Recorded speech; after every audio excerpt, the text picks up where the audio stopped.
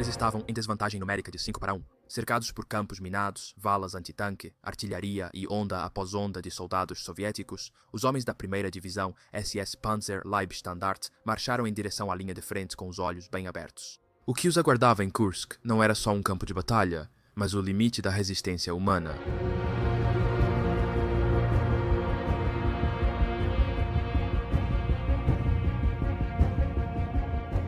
Não era uma luta por território, mas contra o próprio destino. Homens lideraram seus batalhões blindados ao abismo, onde fogo e aço se encontravam e as leis da natureza pareciam quebrar. Isso foi mais do que a maior batalha de tanques da história. Foi a última ofensiva desesperada de um Reich exausto, planejada com precisão nas vilas ocupadas perto de Kharkov. A Leibstandarte treinou por meses, aprimorando armas e formações. Ao receberem a ordem, atacaram com fúria. O ataque deles atravessaria as linhas soviéticas como uma lança, rápido, brutal e impiedoso. Mas apesar de toda a sua força, de toda a sua vontade fanática, nem mesmo a elite conseguiu escapar da tempestade de fogo que os aguardava. Esta é a história que os livros didáticos deixam de fora, a ofensiva não contada, a agonia esquecida. Esta é a verdadeira história da Leibstandarte em Kursk.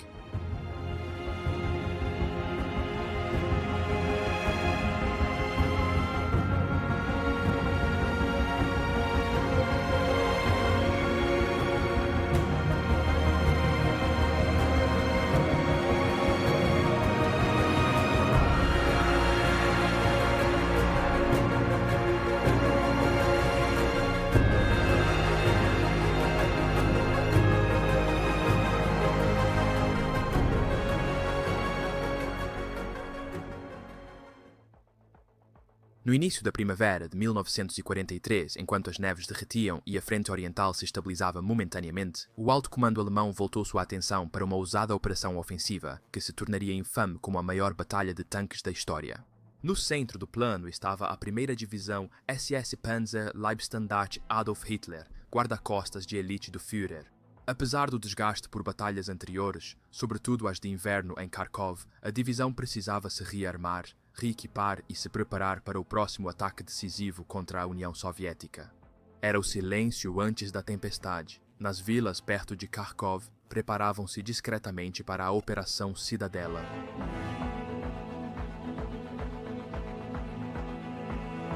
O processo iniciou em 1º de abril de 1943. A Leibstandarte reorganizou seus regimentos de Panzergrenadier, integrando substitutos e revezando as companhias em exercícios de campo. Centenas de veículos e pessoal foram incorporados, tornando a divisão uma ponta de lança mecanizada novamente. O batalhão antitanque e os destacamentos de reconhecimento blindado foram ampliados e reequipados com modelos mais novos e avançados. O treinamento foi intensificado. Sob comando de SS Standartenführer Joachim Peiper, as táticas foram minuciosamente refinadas. As companhias de panzer da divisão treinavam assaltos diariamente, manobrando em formações fechadas nos campos da Ucrânia, com apoio de unidades móveis de infantaria e engenharia para limpar minas e obstáculos. Kleinovoy, pequena cidade a oeste de Kharkov, virou centro crucial de preparação e reagrupamento. As unidades de PC se mudaram para a vila e suas tripulações foram alojadas em casas de civis. O relacionamento entre os soldados e os moradores locais era tenso, mas civilizado. Peiper ficou hospedado na casa de um casal russo. O clima era calmo, porém incerto. Civis ucranianos, muitos já marcados pela guerra, assistiam de casa aos soldados alemães afiando lâminas. Algumas interações eram surpreendentemente rotineiras. Mulheres da aldeia lavando roupas em troca de pão, crianças espiando dos celeiros enquanto tanques Tiger passavam roncando. Mas todos lembravam que era território ocupado. Partidários soviéticos se escondiam nas florestas próximas, sempre sob ameaça de violência repentina. No fim de abril, a divisão trabalhava a todo vapor. Engenheiros cavavam trincheiras e reforçavam defesas nos centros de comando, enquanto equipes de manutenção reparavam tanques danificados. O planejamento tático chegou ao auge. O primeiro regimento Panzer SS fez exercícios de tiro real com seus Panzer 5 Tigres, semi-lagartas e artilharia. As novas formações foram treinadas para lutar com veteranos experientes. Aqui, a verdadeira natureza da Waffen-SS ficou evidente. Não só soldados, mas uma máquina militar moldada por ideologia, disciplina e experiência. Ao contrário das unidades do exército regular, eles eram ligados não apenas por ordens, mas por uma lealdade fanática à causa e uns aos outros. As unidades foram reorganizadas. Os regimentos foram distribuídos entre aldeias para não atrair atenção, e os comandantes ajustaram as formações ao nível de companhia. Batalhões de infantaria motorizada uniram-se a unidades blindadas de assalto, com apoio de reconhecimento, engenheiros e equipe médica. Destacou-se a comunicação rápida e a estratégia de armas combinadas. Operadores de rádio treinavam continuamente, simulando combates em que a coordenação com tanques e artilharia decidia entre avanço ou aniquilação. Ao fundo, pairava o espectro da resistência soviética. Voos de reconhecimento confirmaram que o Exército Vermelho construía extensos cinturões defensivos, campos minados, trincheiras, valas antitanque e bunkers por quilômetros. Os alemães sabiam que isso não seria fácil.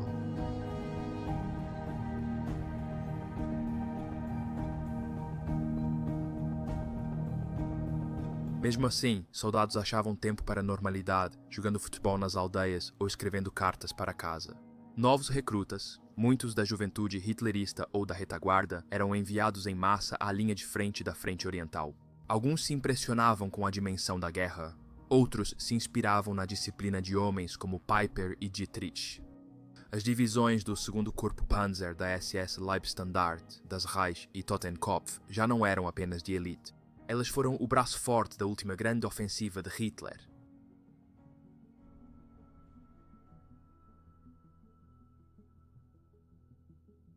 No início de junho, a divisão havia atingido força operacional total. O batalhão de Piper estava totalmente equipado, com 36 veículos de assalto e apoio sob seu comando. Os comandantes se reuniam todo dia para refinar ordens e alinhar a estratégia de ataque aos objetivos do Grupo de Exércitos Sul. Relatórios de Berlim destacavam a importância da surpresa e velocidade. O tempo já não favorecia a Alemanha. Os soviéticos ganhavam força, os aliados desembarcaram no norte da África e o tempo passava. Os soldados percebiam isso. O moral era alto, mas havia tensão e a noção de que algo grande se aproximava. O alto comando adiou várias vezes o início da operação. O próprio Hitler estava dividido, sem saber se deveria se comprometer com o ataque ou esperar a chegada de novos tanques. Nos arredores de Kharkov, os homens não podiam esperar. Treinavam intensamente sob calor escaldante. Eles desmontavam e limpavam as armas à luz do luar. Toda manhã olhavam para o leste, esperando o horizonte ser iluminado pelo fogo. No fim de junho, o sinal veio e os oficiais voltaram ao quartel-general de Sepp Dietrich para receber ordens. A hora chegou, a Operação Cidadela começaria no início de julho.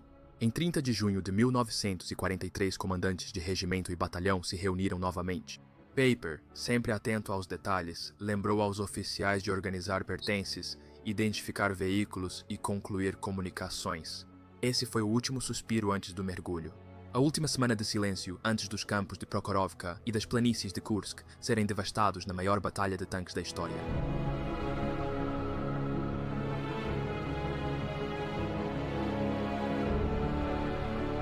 Em 1º de julho de 1943, o batalhão de blindados de Joachim Piper foi integrado ao grupo blindado da divisão como força tática. Isso não foi um movimento simbólico, foi uma decisão estrutural baseada na doutrina em evolução dos Panzer da Waffen-SS. Nesse ponto da guerra, os alemães já haviam refinado suas táticas blindadas. Na teoria ideal da Blitzkrieg, tanques, infantaria mecanizada, canhões de assalto, reconhecimento, engenheiros e artilharia móvel não deveriam mais atuar separadamente. Em vez disso, eles seriam fundidos em grupos blindados, flexíveis e de alta velocidade, liderados por comandantes experientes. Essas forças de ataque combinadas, móveis, concentradas e letais, tornaram-se a espinha dorsal da doutrina Panzer da SS. E quando esses grupos eram empregados, especialmente sob o comando de líderes como Piper, eles frequentemente conseguiam avanços localizados, mesmo nos anos finais da guerra. A Leibstandarte, forjada em sangue da Polónia à França e endurecida no leste, tornou-se um dos melhores exemplos dessa doutrina em ação. No início da Operação Cidadela, o grupo de batalha blindado da Leibstandarte era composto pelo batalhão de veículo blindado de transporte de pessoal de Piper, o 2º batalhão do 1º Regimento Panzer SS, uma companhia do batalhão antitanque, o 2º batalhão do Regimento de Artilharia SS e a companhia número 6 do batalhão de Flak SS. A força de combate era formidável, móvel e taticamente coesa. O comandante da companhia número 14 registrou em seu diário: "Saímos a 05 horas, 00. Minha força de combate é grande, 18 panzers. A chuva forte passou, mas a estrada segue macia. 2 tanques ficaram para trás. Além disso, tivemos sorte até Kurusha. Chegamos ao anoitecer e pela manhã seguiremos em frente. Nas primeiras horas de 2 de julho, o batalhão blindado de Paper alcançou a área de prontidão. Ao meio-dia, ele fez uma conferência detalhando os últimos pontos do ataque. Seus oficiais foram informados sobre cronograma, rotas e objetivos. Homens acampados em tendas sob o sol de verão sabiam que o momento esperado se aproximava. Em 3 de julho, sob clima raro e belo, o batalhão compartilhou um banquete improvisado, celebração espontânea que revelou o moral da unidade de Piper. Os homens comeram com vontade, cantaram suavemente e se prepararam para o que todos sabiam que estava por vir. Na guerra, momentos como esse eram raros. Muitos suspeitavam que seria o último. A ofensiva de Kursk tinha suas raízes na necessidade estratégica. Na primavera de 1943, a Alemanha já não mantinha o ímpeto de antes. O Exército Vermelho estava fortemente entrincheirado. Diante dos desembarques aliados no norte da África, da resistência soviética e da escassez de recursos, Adolf Hitler precisava de um golpe decisivo. A Operação Cidadela foi planejada para dar esse golpe. Após a captura de Belgorod no início do ano, formou-se uma lacuna de 200 quilômetros entre o grupo de exércitos centro e o sul. O saliente de Kursk, grande avanço soviético nas linhas alemãs, era uma oportunidade. Se fosse cercado e esmagado, as forças alemãs encurtariam suas linhas, retomariam a iniciativa e causariam aos soviéticos uma derrota psicológica e operacional. A ofensiva seria lançada em maio, mas atrasos na entrega de tanques e equipamentos adiaram a operação para o verão, dando aos soviéticos tempo extra. A Liebestandarte, comandada por Sepp Dietrich e integrada ao 2º Corpo Panzer SS de Hauser, ficou sob o 4º Exército Panzer de Hermann Holmes. A missão deles era formar a pinça sul do ataque, mas as complicações persistiam. O 1º Batalhão do Regimento Panzer SS, ainda na Alemanha, convertendo-se para o tanque Panther, não estava disponível. Como resultado, a Leibstandarte colocou em campo apenas as 3 companhias do 2º Batalhão, a Companhia 13 de Tigres e a número 14 Companhia de Pioneiros. O batalhão de artilharia autopropulsada, agora com obuseiros de assalto de 10,5 centímetros, e o batalhão antitanque também estavam presentes. Em 2 de julho, a divisão contava com 11 Tigers 70 e 2 Panzer 416, Panzer 3 e 2 e 31 canhões autopropulsados disponíveis. A maioria das unidades avançou até 1º de julho e atingiu sua posição final na noite de 4 de julho. Em 2 de julho, a divisão tinha 11 Tigers 72, Panzer 516, Panzer 3 e 2, além de 31 canhões autopropulsados. A maioria das unidades já havia avançado até 1º de julho. O grupo blindado de Piper chegou por último, alcançando sua posição final de prontidão tarde da noite de 4 de julho. Mas enquanto os alemães se organizavam, os soviéticos haviam transformado o terreno. Os generais de Stalin previram o plano alemão por meses e fizeram grandes preparativos defensivos. Somente no saliente de Kursk, os soviéticos cavaram mais de 9.000 quilômetros de trincheiras. 8 linhas defensivas com arame farpado, valas antitanque, bunkers e zonas de morte se estendiam por centenas de quilômetros. Todas as companhias de fuzileiros receberam equipes antitanque, ninhos de metralhadora camuflados, esquadrões de coquetéis Molotov, minas magnéticas e torres de tanques enterradas como bunkers estáticos pontilhavam a paisagem. O Exército Vermelho instalou milhares de canhões antitanque de 5,7 centímetros órgãos de Stalin, lançadores múltiplos de foguetes, T-34S tanques Kliment Voroshilov e canhões autopropulsados. A artilharia e os blindados soviéticos estavam em profundidade, bem escondidos e fortemente reforçados. O reconhecimento alemão relatou ao menos 212 tanques em frente ao setor da Leibstandarte. Só a 81ª a Divisão de Fuzileiros havia colocado mais de 2.100 minas antitanque e quase o mesmo número de cargas antipessoal em sua zona. O alto comando alemão planejou eliminar as sentinelas inimigas às 23 horas de 4 de julho com ataques coordenados de artilharia e aviação antes do assalto principal. A ordem divisionária especificava que a brecha inicial seria feita por tropas de assalto após bombardeios concentrados de artilharia e da Luftwaffe. Os bombardeiros de mergulho Stuka atacariam os principais pontos fortificados soviéticos às 4 horas, coincidindo com um bombardeio de artilharia intensificado que martelaria a linha até o momento final do avanço da infantaria. Os tanques Tiger e canhões autopropulsados dariam cobertura de fogo, protegendo os granadeiros no avanço.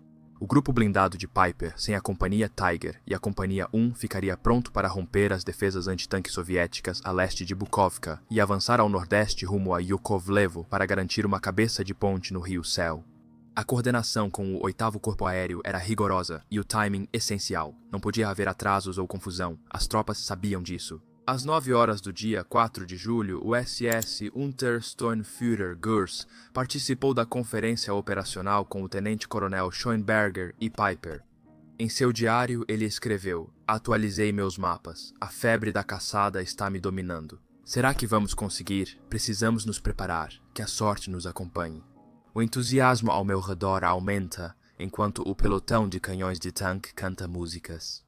O pelotão de canhões de infantaria está calibrando suas metralhadoras. Devemos partir às 21 horas. A pátria em breve saberá que continuamos fortes. Todos nós temos orgulho de fazer parte disso, e eu estou feliz. Todos sabiam o que o amanhã traria. A tensão dominava cada granadeiro Panzer. Muitos apenas olharam para o horizonte, perdidos em pensamentos, cientes do que estava em jogo. Eles sabiam o que os esperava além das trincheiras. No silêncio antes do trovão, todos se faziam a mesma pergunta. Será que ele sobreviveria até o amanhecer? Para muitos, 5 de julho de 1943 seria o último dia. Por volta da meia-noite de 4 de julho de 1943, a Batalha de Kursk começou com um combate brutal corpo a corpo. Sentinelas russos avançados estavam entrincheirados em toda a frente, forçando tropas de assalto alemãs a eliminá-los com baionetas, granadas e tiros no escuro. Foi um início silencioso e selvagem, a tempestade antes da fúria. Entre aqueles que aguardavam logo atrás das linhas estava Joren Piper. Inquieto, focado e intenso, ele ficou ao lado de sua equipe, preparado para agir no momento em que a ordem fosse dada. Seu ajudante, SS Untersturmführer Werner Wolf, aproveitou o último momento de calma para escrever à namorada Helga, que estava em casa, em Memel, Prússia Oriental. Não era uma despedida, mas o tipo de carta escrita por um homem que sabia o que poderia acontecer nas próximas horas. Nela, ele falava sobre como a artilharia russa já estava atirando, mas que isso não o incomodava muito. Seus pensamentos estavam com ela. Ele confessou que precisava afastá-la de seus pensamentos agora, só temporariamente, para enfrentar o que estava por vir. Homens ao redor seguravam fotos de entes queridos, alguns em paz, outros buscando força. "Não consigo pensar friamente ou sobriamente", ele escreveu, "mas acredito na Alemanha e em você." Às 4, o RAD 05, do dia 5 de julho de 1943, a ordem foi dada. Os 2 regimentos de Panzergrenadier da Leibstandarte avançaram com força. Diante deles havia 25 quilômetros de terreno soviético fortificado, campos minados, arame farpado, bunkers camuflados e trincheiras profundas. O 2º regimento, liderado pelo tenente-coronel da SS Hugo Krass, e o 1º batalhão do 1º regimento lideraram o avanço. Sob forte bombardeio soviético do outro lado do Waskla, avançaram lutando. Engenheiros constroem pontes sobre valas antitanque sob fogo inimigo. Com apoio de tanques Tigre e canhões autopropulsados, o 2º regimento tomou de assalto a colina 220,5 após 5 horas de combate intenso. Ao meio-dia, eles também haviam tomado a colina 217,1 ao nordeste, usando a elevação para apoiar o vizinho 1º Regimento de Granadeiros Panzer SS. Logo depois, ambos os regimentos avançaram e ocuparam juntos a vila de Bikovka. O grupo blindado de Piper havia sido mantido na reserva, aguardando o momento certo. Só às 14h30 chegou a ordem. Eles deveriam avançar pelas linhas soviéticas a leste de Yakovlevo e criar uma cabeça de ponte no rio Sel. Às 18h, seus panzers e blindados avançaram, cruzando a linha de frente em 0.234.8. Mas quando o amanhecer se aproximava de Yakovlevo, a ponta de lança se deparou com uma densa linha de defesa antitanque. A divisão ordenou uma parada. O avanço parou. Gurs, comandante de companhia de Piper, relatou suas impressões do dia. "Eram 11 horas e fazia calor", ele escreveu. "Ainda estávamos na área de prontidão, bem camuflados em um pequeno bosque. No céu, aeronaves soviéticas zumbiam. O ar estava pesado, com aviões russos, os piores que já vi. O bombardeio começou às 3h, mas depois parou. Parecia que nossa infantaria havia avançado. O bombardeio no setor silenciou." No início da tarde, o grupo blindado recebeu o sinal. a infantaria rompeu a primeira barreira. Era hora de avançar. Os russos resistiram com lança-chamas e força. O avanço foi lento, com muitas baixas por minas. 3 tigres do capitão Kling romperam as linhas inimigas, abrindo caminho para o grupo. As primeiras baixas ocorreram na aproximação, atingidas pela artilharia soviética. Às 18 horas, a coluna blindada avançou por milharais, vales e planaltos. Quando anoiteceu, a segunda linha apareceu e era mais forte. O fogo antitanque russo atingiu toda a linha, pegando os veículos alemães expostos. Eles receberam ordens para se entrincheirar durante a noite. Gurus reuniu sua companhia e compartilhou uma trincheira com Bauer. Naquela noite, Piper ele mesmo instruiu os comandantes. Um contra-ataque de tanques era provável. Naquele momento, aviões soviéticos passaram rugindo, metralhando trincheiras e lançando bombas. O mesmo de sempre, comentou Guras, mas ainda é difícil se acostumar. Sinalizadores de paraquedas iluminaram o céu, lançando brilho estranho no campo de batalha. A divisão avançou como uma onda de aço. Tigres Panzer IV, canhões autopropulsados, blindados de transporte, Flak e Grills avançaram juntos, seguidos por veículos anfíbios e Kubelwagens de comando. O ataque continuou durante a noite. Gers foi ferido por estilhaços na mão, mas recusou o tratamento. Esse tipo de guerra exige reações rápidas, disse ele. Se um blindado era atingido, todos saíam e seguiam em movimento. Choveu 2 horas à noite. Os homens dormiram em seus veículos. Por volta das 05:00 do dia 6 de julho, a artilharia e os tanques soviéticos abriram fogo contra a posição alemã. Os Stukas foram chamados e o céu se encheu de bombardeiros de mergulho uivando enquanto desciam sobre as linhas inimigas.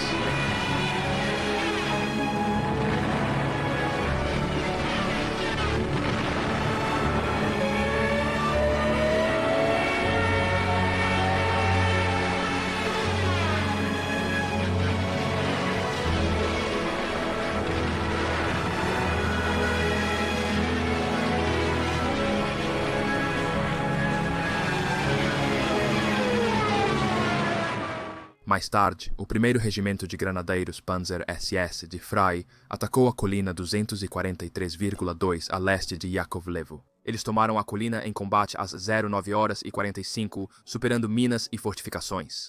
Às 13:30, eles já haviam tomado a colina 230,5, ponto essencial para a próxima etapa do grupo blindado. O Brigadeführer da SS, Theodor Wisch, liderou pessoalmente o ataque blindado por Lutski Norte e Tetorovino, avançando ao setor de células. Às 13:15 e 14, tanques soviéticos contra-atacaram ambos os regimentos. O primeiro foi completamente detido pelo grupo blindado. 8 tanques russos foram destruídos e o inimigo recuou. O capitão da SS Heinz Kling, à frente da companhia Tiger, logo aproveitou a vantagem. Sem hesitar, ele liderou o grupo blindado em uma investida que avançou até o terreno elevado a oeste de Prokhorovka, levando a ponta de lança 60 a 70 quilômetros dentro do território inimigo. Em 2 dias, seus Tigers destruíram 50 T-34-2 Kliment Voroshilov e mais de 40 canhões antitanque. O batalhão de blindados de transporte de pessoal chegou a uma colina a sudoeste de Titeravino. Depois avançaram para um terreno mais alto ao norte da vila. Gurs, ao lutar pessoalmente, recebeu sua 29ª condecoração por combate corpo a corpo. Estávamos enfrentando um ponto forte bem defendido, ele relembrou. Por volta do meio-dia, a infantaria o atacou. Reconheço o mérito deles, mas sofremos. Schellhorn foi morto, Muse ficou ferido, outros 6 caíram, e isso nem era o ataque completo ainda. À tarde, soviéticos tentaram retomar o terreno. Uma brigada de tanques atacou o flanco alemão e as tripulações dos Panzers enfrentaram o desafio. Esse foi o primeiro grande confronto de tanques da Liebstandarte. Gurs, que observou de uma colina, disse depois: "Foi impressionante." Ao anoitecer, o batalhão foi ordenado a se preparar para novo avanço ao nordeste. Elementos de reconhecimento e unidades de Panzer já estavam em movimento. A coluna avançou rapidamente em direção à célula, flanqueada à esquerda e à direita por blindados. Mas a estrada estava minada. Os tanques foram atingidos um após o outro. O blindado do oficial de ligação da Luftwaffe foi destruído pelo fogo. A escuridão se aproximava e, com canhões antitanque e blindados inimigos à frente, a ordem foi parar e manter posição. O terreno conquistado teria que ser defendido. Naquela noite, eles cavaram trincheiras. A linha de frente era ampla, os flancos vulneráveis. Gurs reassumiu o comando do batalhão à noite. Ele se deitou à meia-noite sem saber o que o amanhã traria, mas Teterevano seguia nas mãos dos alemães. Às 0h13 da noite de 6 de julho, uma mensagem tensa chegou da companhia número 12. O tenente Preus disse ter visto 6 tanques russos surgindo na escuridão. Pouco depois, a companhia número 13 confirmou a presença de mais tanques em seu setor. Ninguém sabia se era um ataque de sondagem ou o começo de um grande contra-ataque soviético, e curiosamente não havia pânico. Os homens, endurecidos por anos de campanhas brutais, pegaram silenciosamente suas armas. O ataque veio rapidamente e o tiroteio se estendeu até as primeiras horas da manhã. No final, os russos foram repelidos. 5 dos 16 T-34 estavam em chamas e 6 tripulantes soviéticos se renderam. Eles revelaram que eram de um corpo blindado enviado às pressas de Moscou em 5 de julho, as últimas reservas. O detalhe gerou murmúrio nas fileiras. Talvez o Exército Vermelho já estivesse no limite. Durante a noite, um evento incrível aconteceu. 3 tanques soviéticos com infantaria em seus cascos avançaram às cegas pela linha alemã em manobra imprudente. Um dos tigres do capitão Kling vigiava nas sombras de uma estrada estreita. Com uma única rajada, ele destruiu os 3 tanques a apenas 10 metros. A noite engoliu o caos e o amanhecer trouxe o silêncio mais uma vez.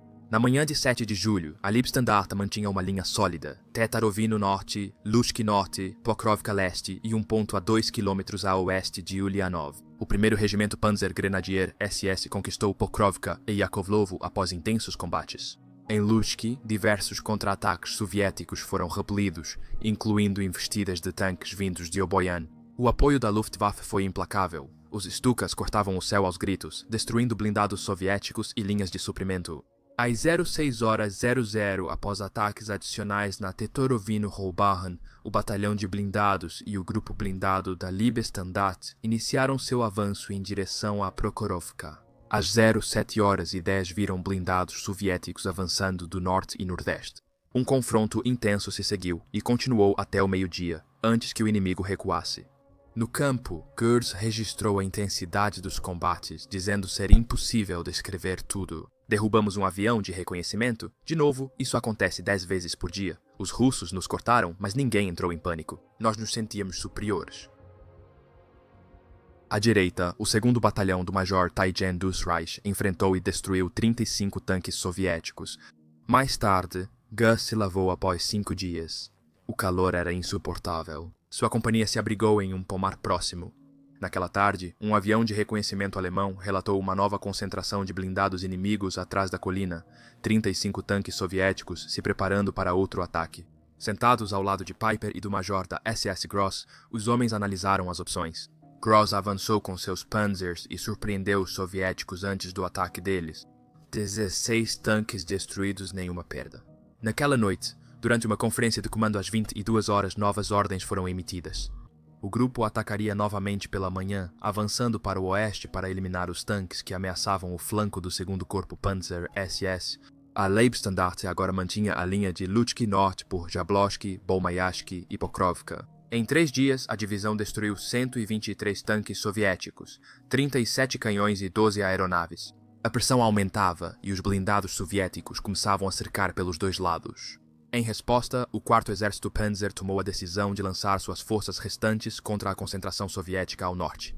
Às 8h de 8 de julho, o grupo blindado seguiu para noroeste. Cerca de 1 hora depois, próximo a Vesserli, encontraram uma forte força blindada soviética, com ao menos 40 tanques. A batalha explodiu às 09h20 e durou 1 hora.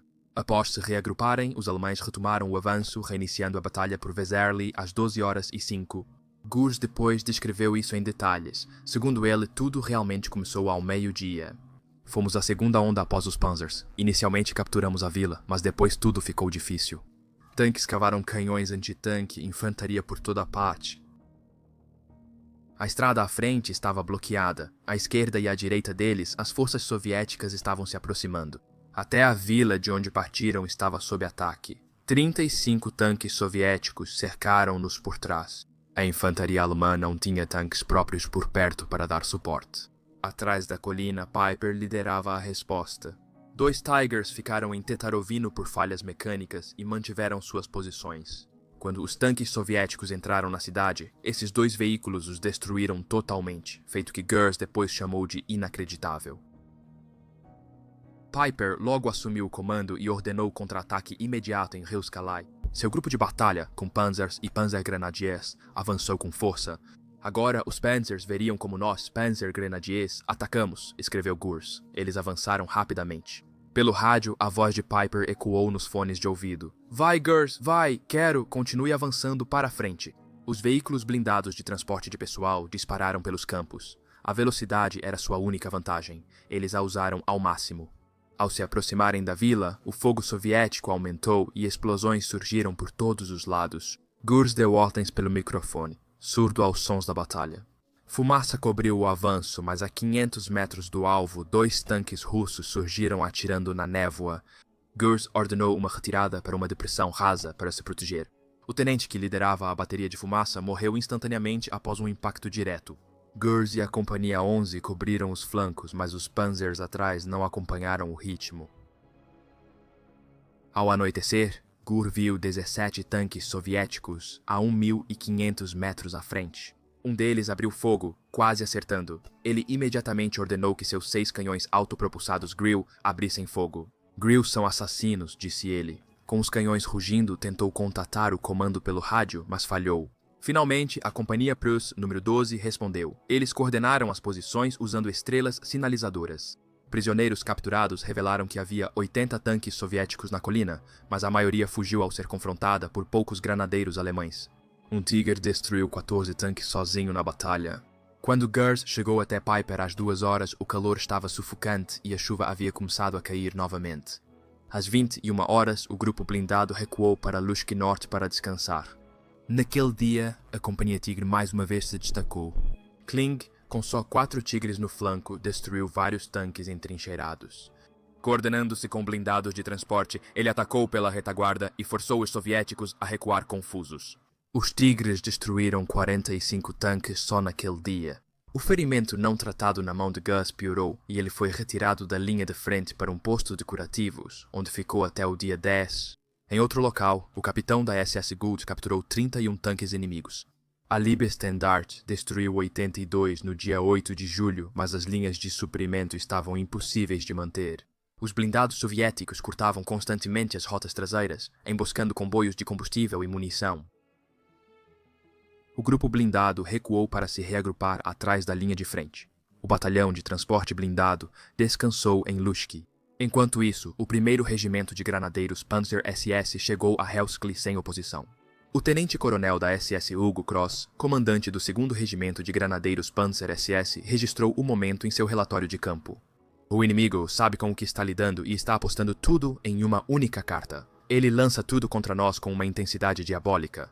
Uma grande batalha de tanques se forma e com nossa força alcançaremos o impossível. Os dias anteriores mostraram que com granadeiros e panzers avançando juntos em veículos blindados, era possível romper até as posições soviéticas mais protegidas. Oficiais da Waffen-SS já adotavam essa tática flexível e veloz. A importância da coordenação e a capacidade de controlar o movimento por rádio em tempo real davam aos comandantes uma vantagem que podia significar vida ou morte. A divisão Panzer enfim tinha velocidade, poder de fogo e infantaria pronta para acompanhá-la. E a batalha de Kursk estava longe de terminar. Através do fogo e do cansaço, através da poeira, do sangue e do silêncio, o vínculo entre os Panzers e os homens que os seguiam tornou-se inquebrável. A cooperação próxima entre tanquistas e Panzergrenadier gerou confiança pelo perigo e ritmo compartilhados. No campo de batalha, a guerra exigia comunicação rápida e decisões imediatas. Piper, veterano de todas as principais campanhas desde a França, dominava isso. Ele analisava rapidamente a linha de frente e transmitia uma ordem pelo rádio que mudava o rumo da batalha. Quando blindados inimigos eram avistados, a coordenação entre os granadeiros nos APCs e os tanques não era só eficaz, era avassaladora. Em 10 de julho de 1943, mesmo sem o uso total de 2 dedos da mão direita, Gers retornou à torre da Kenssia como apontador de canhão. Às 10h45, a Leibstandarte lançou outro ataque com o 2º Regimento de Granadeiros Panzer da SS O batalhão de blindados estava aguardando em Tetarovino, esperando a conclusão da ruptura para poder avançar ao norte em direção a Prokhorovka. Naquele dia, o objetivo era a aproximação leste da vila. O terreno conquistado foi arduamente ganho. O 1º e 2º batalhões do 2º Regimento sofreram forte fogo de artilharia soviética ao norte do rio Sel. Apesar do bombardeio intenso, o 2º Batalhão avançou, tomando a colina 241,6 com o apoio de tigres e canhões autopropulsados. A resistência soviética foi intensa, com elevações fortificadas por tanques e pontos fortes camuflados. Durante o combate, o ajudante de Piper, Werner Wolf, destruiu pessoalmente um T-34 em combate corpo a corpo, mas não sem perdas. Seu oficial de Estado-Maior, SS-2-Tenente Günther Hausen, morreu. Como sinal de lealdade e tradição, o oficial administrativo da divisão, capitão da SS Herbert Mauth, pediu para ocupar o lugar de Hausen. Os 6 griles do pelotão foram letais no terreno. Eles iam atrás do batalhão de blindados, cujos canhões de 15 centímetros destruíam posições, artilharia e bunkers soviéticos. Sem telêmetros dedicados, os artilheiros, veteranos dos pelotões de metralhadoras pesadas, atiravam com instinto e precisão brutal. Sem óptica, avaliavam a distância visualmente, alinhando o canhão com o polegar e o indicador. Os experientes quase não erravam. Cada grade era carregada com toda a munição possível no chassi. Projéteis perfurantes, granadas de alto explosivo e destruidores de bunkers de 30 centímetros que atravessam concreto com ogiva de 54 kg. Não havia tempo para luxo ou segurança. Esses monstros precisavam ser carregados manualmente fora do veículo. Sob fogo inimigo, isso significava morte. Em 11 de julho de 1943, os 1º e 2º batalhões do 2º Regimento atacaram novamente em direção a Prokhorovka. O terreno era difícil. À frente, a colina 252.2, posição-chave soviética, após ataques dos Stuka às linhas inimigas. O 2º Regimento e o Batalhão de Reconhecimento da Divisão avançaram às 09h05. Combates foram intensos e próximos. Com apoio de tigres e canhões autopropulsados, o 2º Batalhão tomou a encosta norte da colina 252,2.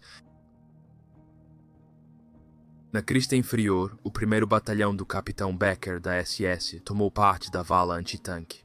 Engenheiros instalaram pontes. Às 10h15, o grupo blindado de Piper recebeu ordem para avançar. Às 12h30, Panzers e blindados já haviam cruzado a vala e avançado contra a encosta sul da colina.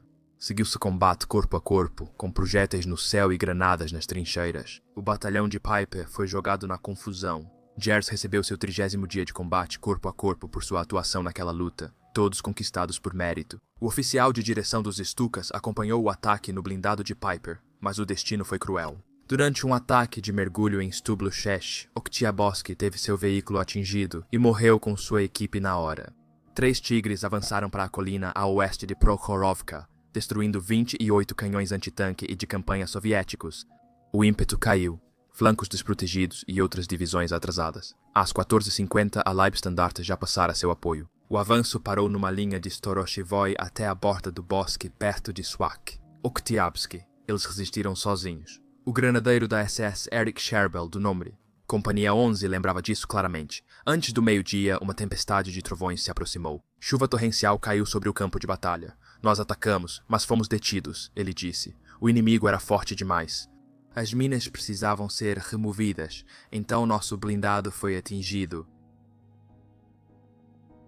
Um projétil antitanque soviético atravessou a escotilha e matou o cabo Willy Bott. Scherbel, o copiloto, foi baleado no peito e sangrava muito, mas ainda controlava a situação. Gull, seu comandante, ordenou que o blindado danificado retornasse às linhas de suprimento com Bott e os feridos. E Scheubel dirigiu, apesar do ferimento. Naquele mesmo dia, Gull também foi ferido. Um fragmento de projétil feriu sua coxa. O Dr. Bremy retirou o fragmento e resfriou o ferimento no posto de curativo. No dia seguinte, Gull retornou à linha de frente. O tenente Price, comandante da Companhia 12, foi baleado no pescoço e levado ao Hospital Central em Kharkov. Perto da vala antitanque, o pelotão Grill estava sob fogo. Lançadores de foguetes atacaram as linhas soviéticas, mas o inimigo respondeu com forte artilharia. O sargento da SS Bernd von Bergmann e o mensageiro Schwanker foram feridos. O comandante da peça, cabo da SS Bachmann, foi morto. O capitão médico da SS, Dr. Bristol, o cirurgião do batalhão, também foi ferido, mas recusou-se a deixar seus homens. O capitão da SS, Herbert Moult, que substituiu Hulsen, morreu naquele dia em um acidente de moto perto da linha de frente.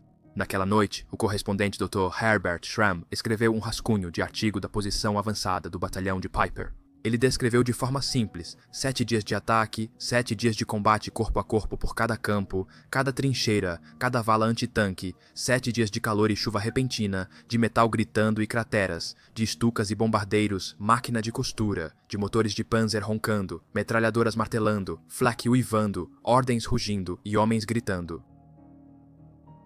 Ele continuou 7 noites incendiadas pela artilharia, cortadas por bombardeiros caçando linhas de suprimento. Nessas noites, minutos duravam horas. Parece que essa batalha começou ontem, mas já lutamos pela floresta Rushni, Rolbun, Colina Vermelha e Cemitério de Tanques. Mesmo assim, o inimigo resiste e a terra bebe nosso sangue. Ao anoitecer de 11 de julho, os blindados do batalhão de Piper estavam nas trincheiras marcadas por explosões, escavadas antes por soviéticos. Os homens estavam agradecidos. Pela primeira vez, não precisariam cavar suas próprias covas na terra. Mesmo com esse pequeno conforto, não havia alegria, especialmente para Piper, que andava entre as trincheiras, fervendo de raiva. Era a hora da perseguição e do golpe final devastador. O caminho à frente estava aberto, e então veio a ordem de cima: parar. Justamente quando a vitória estava ao alcance, o avanço foi congelado. Com o bombardeio diminuindo, os panzers seguiram silenciosos sob ordens de não atirar, mesmo diante de alvos inimigos visíveis. O avanço precisava ser contido. O alto comando emitiu diretriz clara: passos curtos e esperar pelas divisões vizinhas. Você está muito à frente. O ímpeto estagnou, não por falta de vontade, mas devido à coordenação mais ampla da linha de frente. Dentro das fileiras do batalhão de Piper, a decepção era palpável. Seus homens já esperavam ações rápidas e agressivas, as investidas que tornaram seu comandante lendário. O batalhão se orgulhava de seu papel único, da infantaria mecanizada, blindados integrados e tarefas especializadas atribuídas. Ainda assim, nesta guerra na frente oriental, as oportunidades de se provar surgiam com frequência e eram difíceis. Não faltaria ação. Em outros pontos, granadeiros Panzer limpavam trincheiras, removendo os soviéticos remanescentes. Alguns se renderam com sorrisos nervosos, cientes de que resistir era inútil. Na trincheira, jaz o corpo de um comissário soviético. Ele foi levado à encosta, a túnica ainda exibindo o vermelho brilhante da Ordem de Lenin. Submetralhadoras e fuzis automáticos capturados foram empilhados ali perto. Cada caminhão de transporte recebeu um canhão antitanque soviético para futura inspeção ou redistribuição. Quando anoiteceu, as cozinhas de campanha chegaram. Após dias de chuva e combate, até mesmo uma colher de sopa quente trazia uma sensação de alívio. As sentinelas foram postadas. Os homens da companhia se abrigaram em um bunker improvisado, gratos até pelo refúgio simples. Lá fora, o ar tinha cheiro de estepe molhada, ervas, vegetação amassada e terra úmida. Após a chuva, o campo de batalha exalava aromas de tomilho, hortelã e camomila. Por um instante, os pulmões respiraram livremente após a fumaça e os gases da artilharia. A linha de frente silenciou. Os homens deitaram para descansar, armas ao lado e capacetes sob as cabeças, cercados pelos ecos da batalha. Naquela noite, uma equipe do Grill viu que seu local de tiro estava danificado. Já era tarde para consertar. Teriam que encarar a luta do dia seguinte sem saber o que esperar. No dia 12 de julho de 1943, os aviões ao redor de Prokhorovka explodiram em caos. Esse dia entrou para a história como a maior batalha de tanques já vista.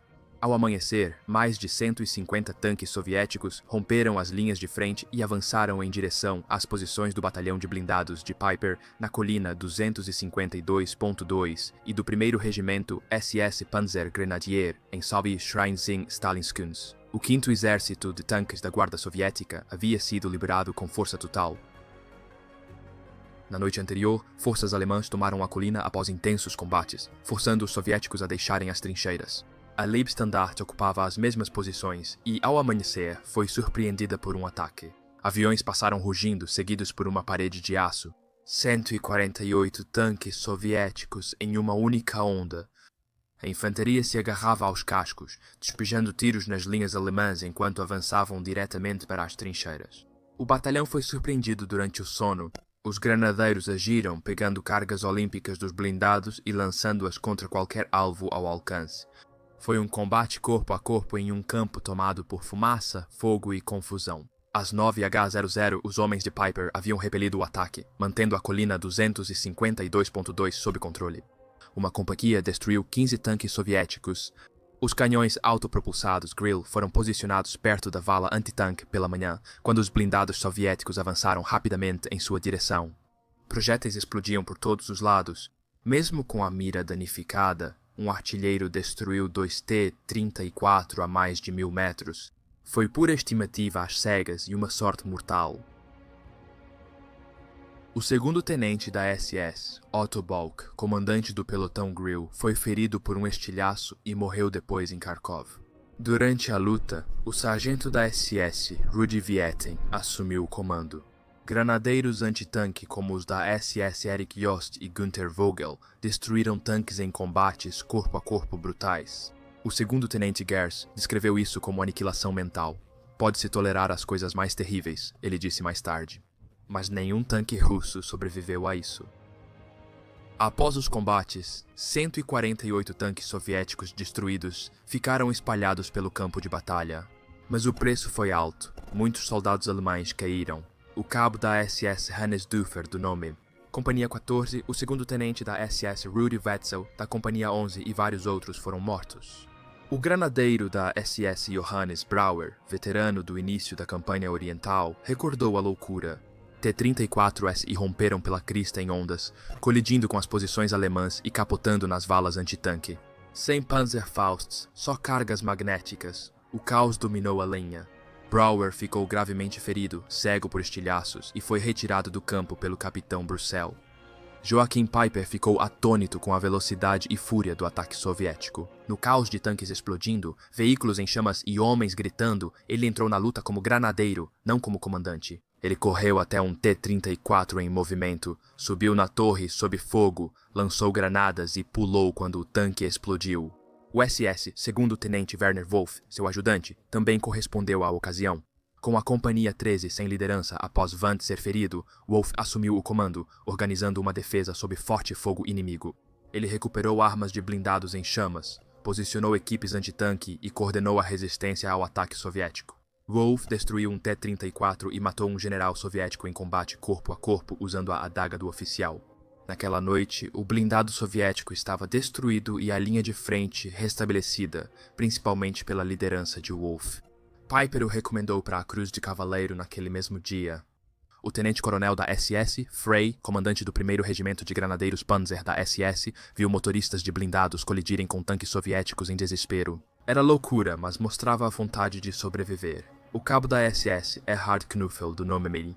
A Companhia 11 lembrou como os Grills e os canhões autopropulsados começaram a disparar diretamente contra a massa de blindados inimigos. Quando o ataque estagnou, veículos soviéticos explodiram em clarões ofuscantes. Knuffel se feriu ao fazer um curativo. Ao se aproximar da cobertura, Knuffel viu 2 tripulantes de tanques soviéticos desarmados já escondidos no buraco. Piper relatou que o capitão da SS Pogud, durante o caos com os tanques atravessando as linhas alemãs, liderou na linha de frente, organizando defesas, circulando pelas trincheiras e distribuindo armas dos veículos destruídos. Mesmo depois de ser ferido, ele reuniu homens para um contra-ataque que acabou restaurando a linha de frente. Entre os que destruíram tanques soviéticos estavam o SS Sargento Sênior Adolf Sellmayer, que destruiu 2 T-34 com minas magnéticas, 19 anos que destruiu 2 tanques com cargas agrupadas, e o SS Granadeiro Rudi Nadler, que reivindicou seu 3º tanque na campanha. Até mesmo um socorrista da Companhia número 7 destruiu um tanque soviético naquele dia. O correspondente de guerra, Dr. Herbert Schramm, descreveu a manhã como um borrão de artilharia, fumaça e aço. Tanques avançavam sobre trincheiras, terra caía das vigas e veículos queimavam ao redor. Soldados corriam atrás de armas e explosivos, lutando para carregar canhões antitanque com defeito, enquanto outros corriam pela fumaça para pegar granadas. O campo de batalha estava encoberto por uma névoa amarela e tóxica, o sopro da guerra. Apesar de tudo, os blindados soviéticos avançavam rápido, mas eram recebidos por minas magnéticas, tiros e puro desespero. Nas trincheiras, um comandante mantinha-se calmo com uma carabina com granada. Quando um T-34 passou roncando, ele atirou no motor e fez o monstro parar. Este dia vale para a turma de combate corpo a corpo. Ele gritou, mas seus soldados estavam ocupados lutando e não ouviram. Os reforços chegaram. Panzers atingidos evacuaram feridos, até oficiais com olhos enfaixados e pistolas ensanguentadas. O tenente da SS Rudolf von Ribbentrop destruiu 14 tanques em um dia e recebeu a Cruz de Cavaleiro 3 dias depois. Seu comandante de pelotão, o tenente da SS Walter Malkow, destruiu 7.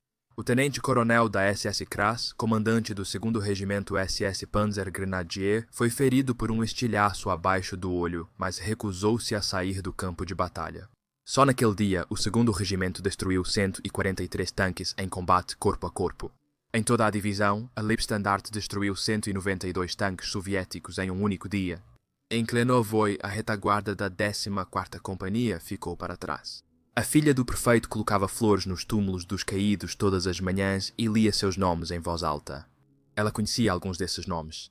Em 17 de julho de 1943, a Leibstandarte foi retirada da linha de frente. O grupo blindado deles recuou para posições a oeste de Tetravino.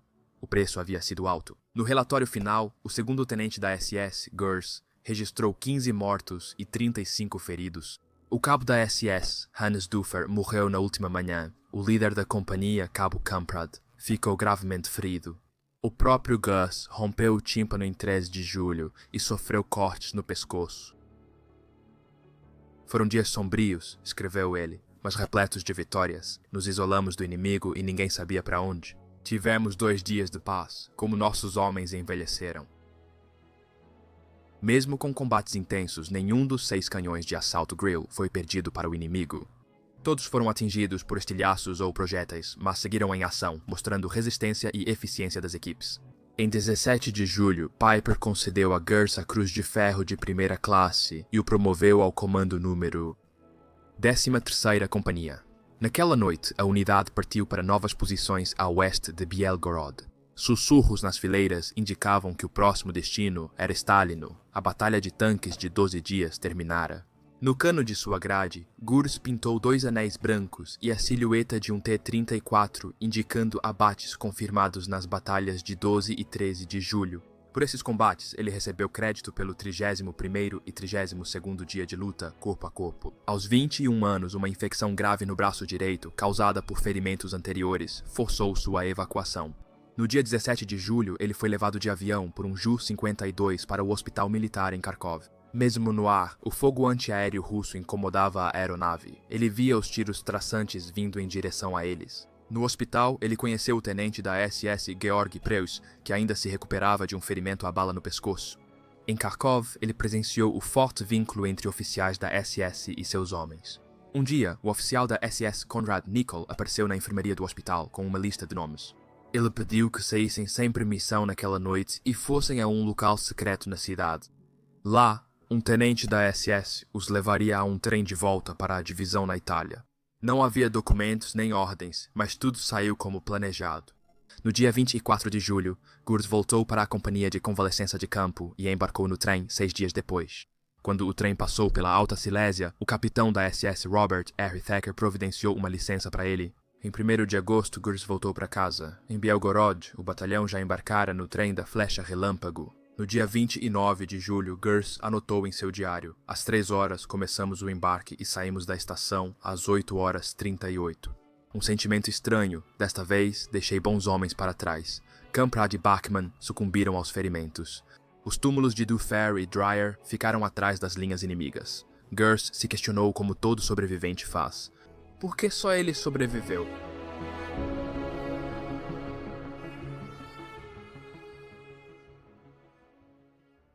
Ao encerrarmos essa jornada por Kursk, é importante lembrar que o que acabamos de descobrir vai muito além de tanques e táticas. Sob o aço e o rugido constante da artilharia, havia algo pouco explorado: a assustadora capacidade do homem de ir além de si mesmo. Nessa batalha, os soldados enfrentaram exércitos além do cansaço, dor, medo e desespero. Eles lutaram com tímpanos rompidos, membros destroçados, rostos ensanguentados e, mesmo assim, continuaram avançando. O que descobrimos vai além da história militar, é um retrato cru da resiliência humana no limite. Contamos a história de homens como Gers, que se recusou a ceder quando seu comandante gritou: "Vai, vai!" Vimos Piper liderar seu batalhão com fogo nos olhos, avançando para a linha de frente com uma velocidade implacável. Lemos a carta de Werner Wolf para sua amada Helga, escrita apenas minutos antes de sua unidade ser lançada no abismo. Esses não são apenas nomes, eram homens, e eles enfrentaram algo que só a guerra pode invocar.